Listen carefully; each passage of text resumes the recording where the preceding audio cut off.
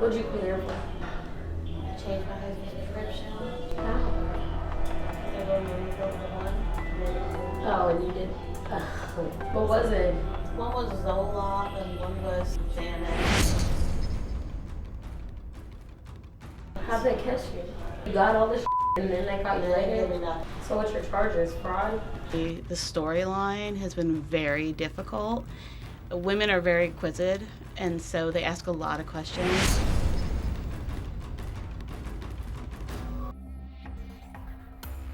I can tell, period. Like, I've done everything.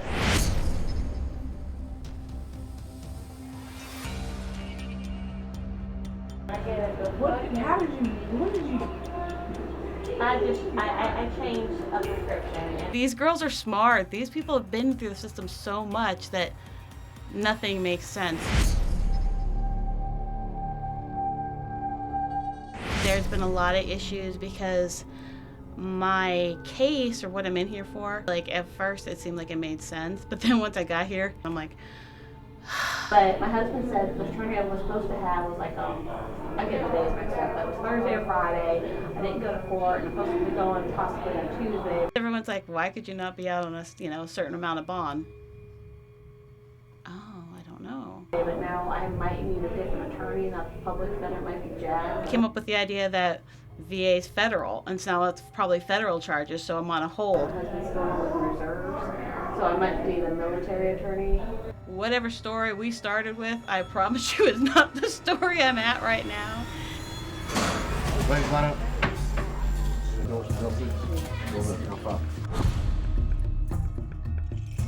Good luck to you.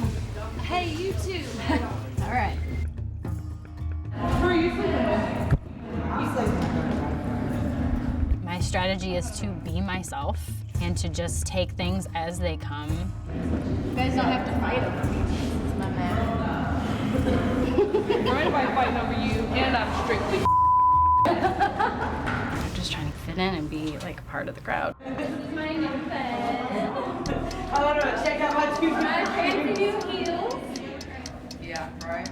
It sucks, but we are going through the same thing as each other, and you have some kind of a bond. Can y'all put that on camera? Yeah, get All this. that. Yeah, look at this. This is Clark County Jail. This is where we live. Clark County, Indiana. Yeah. Everything's working out. So far, I'm just trying to keep it cool, you know? Awesome, that's what's good. It's definitely an experience each time new ones come in, isn't it? Yeah. I don't think we've put anybody in a shred yet. Not yet. Not making no promises. Fair.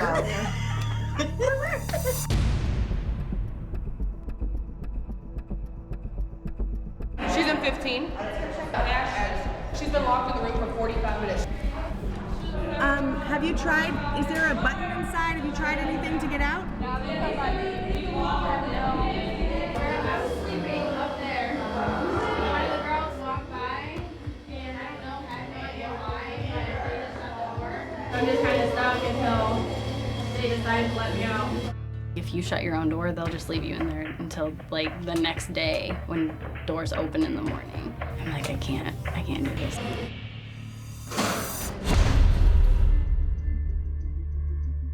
They were trying to give me 3 years before my 4 new charges, cuz. The girls are obviously much younger than me, like 30 and below. I'm just a few years older than that.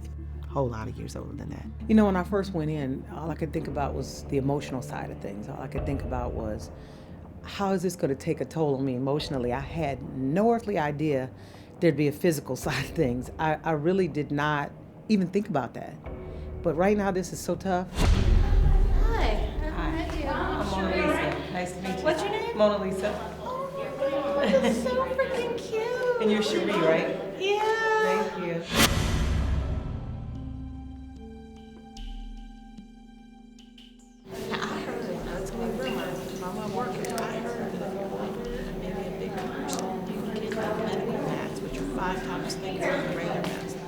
This sleeping on metal beds, the whole physical side of this is like, it's not easy. This is very, very tough. What? I do have rhythm in that. This is not when we're supposed to be getting in trouble. This is Rule 20. When I was really doing that I should have been in jail for.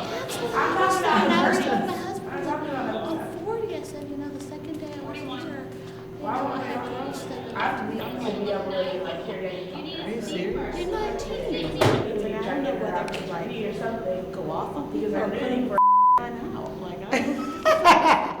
So now I'm officially the oldest in the pod? I don't know. Who else is in here that's over 40? Well, wait, 40 something. So I'm grandma, you're mom. Oh, yeah. We gotta find us a Paul. Like, man. Yeah, I'm gonna go check on Tracy on no more people. I don't give Let's go check on him. Yeah. He's a kid, man.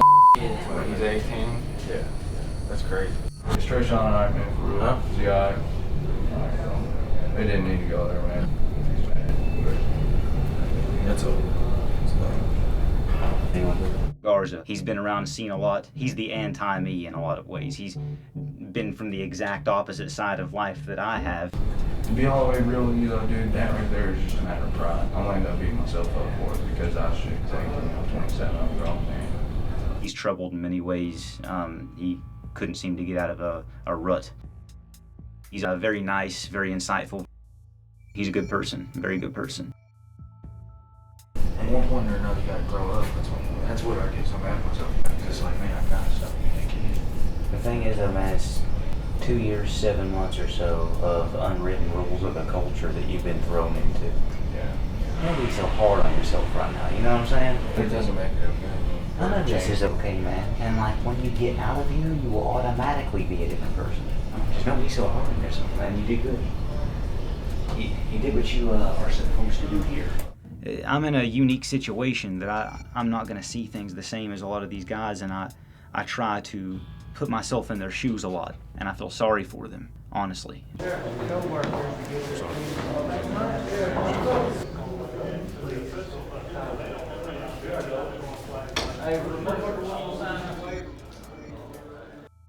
My overall experience with my bunkmates, though, is that they are the most seemingly stable people in the entire pod, and I kind of lucked out because I think they draft people into that pod based on how they seem, and I made the cut.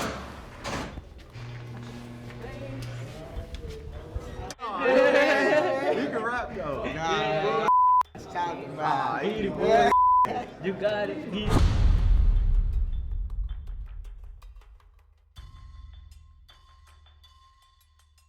I was in the military for 10 years. I did 5.5 years in the military. I did 24 years in Detroit.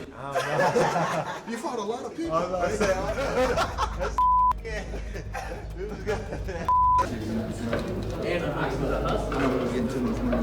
Yeah, I'm faking.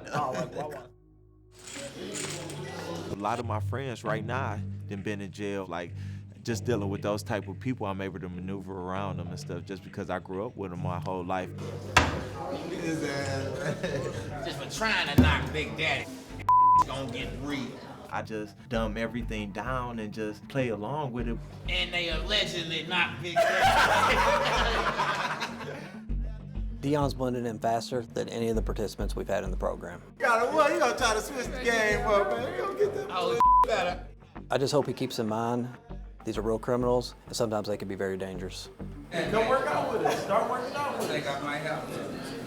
In jail, I didn't think like I would ever be a part of it or anything. I thought I would just be on the outside looking in while I'm in there, but now people just kept gravitating to me. It's not as bad as I thought. My Spanish song was called me Deioncito. Deioncito. Deioncito. Mi español más o menos.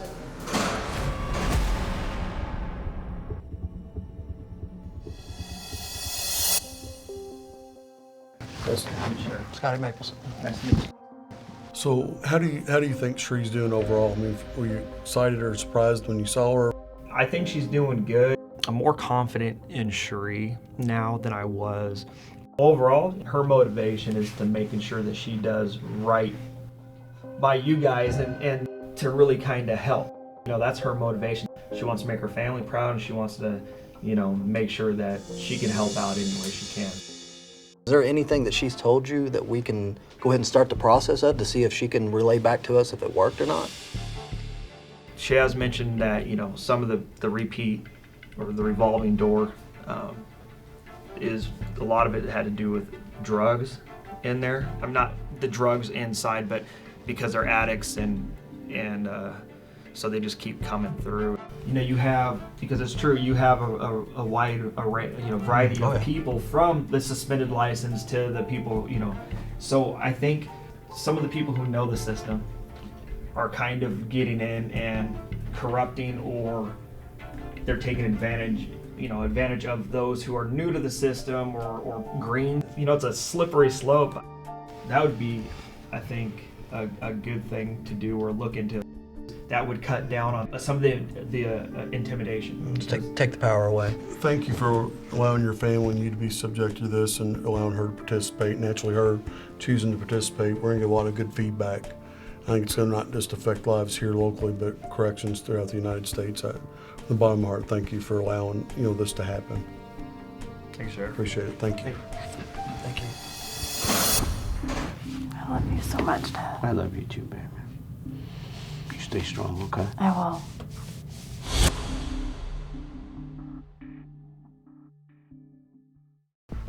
Hello. Jamie Knoll. Thank you, sir. Scotty Maples. Thank you, sir. Brad Jones. Thank you, sir. So what was your thought when you walked into the room today? First time I've been in a correctional facility, fortunately, so it was an interesting experience. Did you notice any changes in her, or did you pick up on anything? Yeah, I think it's been a very eye-opening experience for her being in here and seeing some of the realities of bad behavior. She talked about the prevalence of contraband and more or less being in the lion's den at this point. Some of them are in here because at times it could be easier to get drugs inside than out on the street.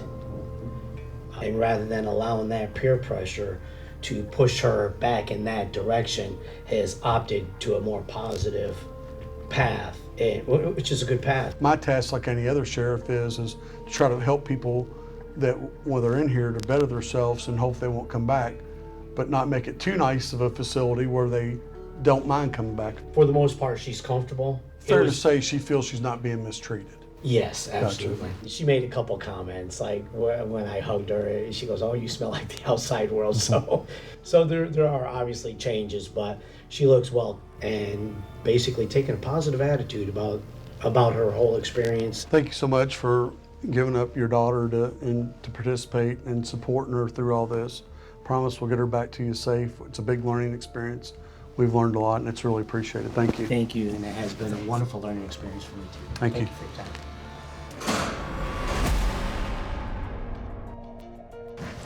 Hey, Captain Scotty Maples. Ashley.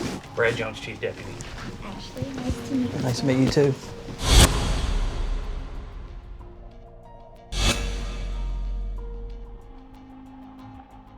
You feel sorry for what Deon's going through? Yes, I'm so sad. I'm so sad, and I hate that he's in this environment completely. I don't like the things. I don't like how some of the things are happening to him. Actually, a lot of things that were very alarming to me. He was telling me how he's washing his clothes when he showers, like at the same time as him showering. The water that they're drinking, they're all just dipping a cup in there and drinking it. Like, we try to make it fair, but we also don't want to be too accommodating. We don't want people coming here in the winter just to be warm, yeah, comfortable. I just don't like it. Or do you think he's changed since entering this facility until the day today you talked to him? One thing I noticed, he feels like he always has to be on guard, you know? He's very just on edge, and he was just all over the place. When you say that, I know Deon's struggling, but Deon is getting an accurate depiction of how county jail works right now. I can guarantee you that. That sucks. Seeing this, do you think Deon would ever do anything to make himself go to jail? No, he does not ever want to end up here. I want to thank you for traveling to Indiana. First of all, it's across the country, and thank you for allowing us to use Deon in this program, and thank you for your input. And it's very appreciated. And it was nice meeting you. It's nice meeting you, sir. Thank you for Thank you very much. We're here packed up like savages. Man, I just need to wall up so I don't boo-boo on myself. Then Cody came up and was like, "Hey, bro, can I lay next to you?" And I first met Cody, like he had ended up stumping this kid face out.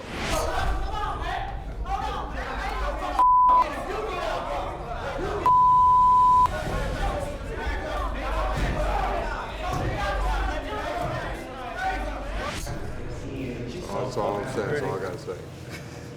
I think I'm in love. Hey. He's violent, but you know, he really is a sweet kid once you get past the tattoos on his face and everything. Cody laying right next to me, and it helped me calm down a little bit. I was trying to get it out. Winter comes, pine trees.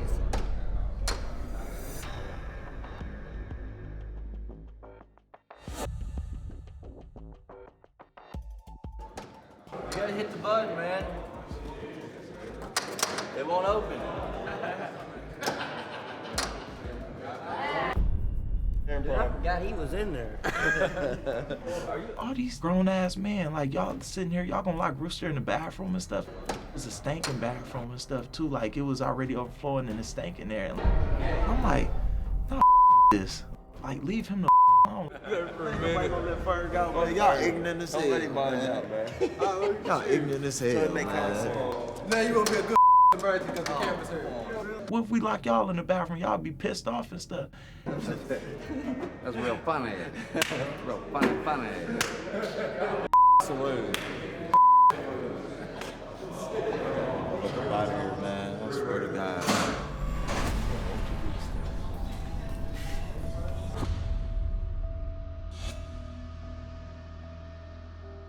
Here's what happened. We were here. They were there. The water was here. They put us here. We had a seal right there. Now here's what I thought would have happened, but this is not what happened. They have a plan for disaster. They have a plan for bombs. They have a plan for everything. Whether one person knows it or no people know it, there is a plan somewhere in somebody's desk, and they just fail to execute. It is something we can agree on is the legitimate biological hazard to consistently being exposed to. The sewer backed up, and you don't leave people in human excrement. You don't feed them in human excrement. You don't lock them up in there and walk away from it. You mitigate it in some manner. It doesn't take training to know that.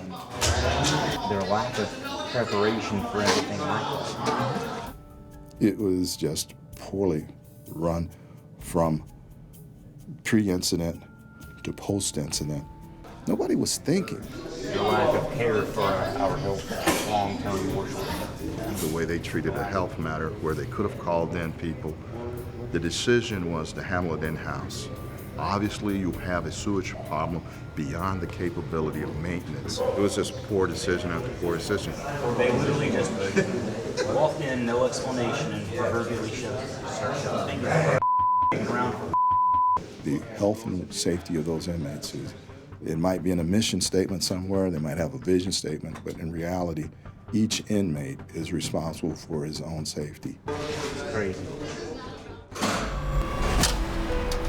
See, they wouldn't wear nothing like this in jail. They couldn't handle me. That's what you call the diva wear, the diva wear. That's so funny.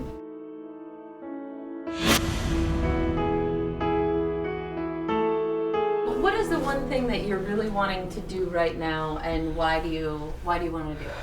I want to go weigh myself right now. That's the one thing I want to do.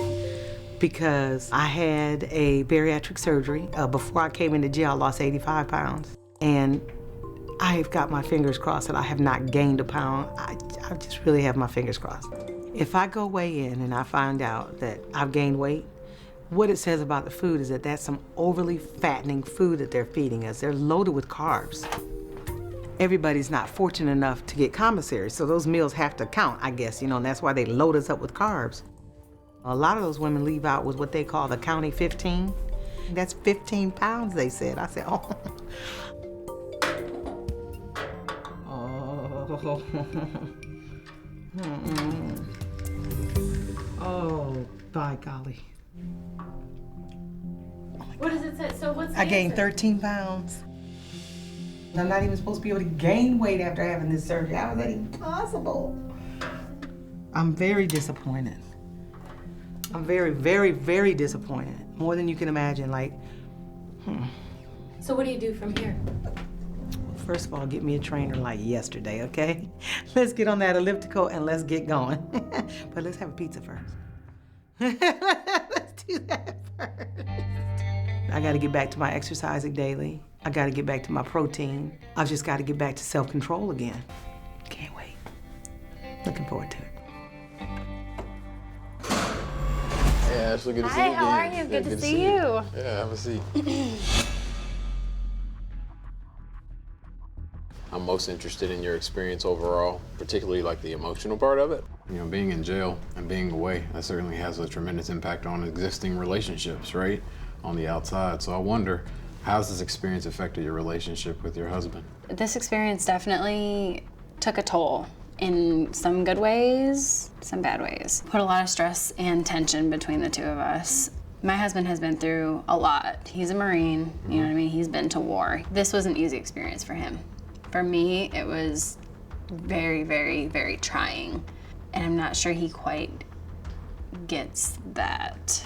You know, as I would be explaining to him what I was going through and how hard it was for me, he's like, were you being shot at? Kind of downplayed the situation and didn't really understand how severely hard it was for me. Something I struggled with while I was locked up was that my husband was out drinking, right? It's almost a jealousy thing. I've come to realize, like, I'm jealous that I can't go out and do the same thing, and I know that I want to. So your question is that normal, you're saying? Sure. Well, honestly, Ashley, I guess the short answer is yes, it is.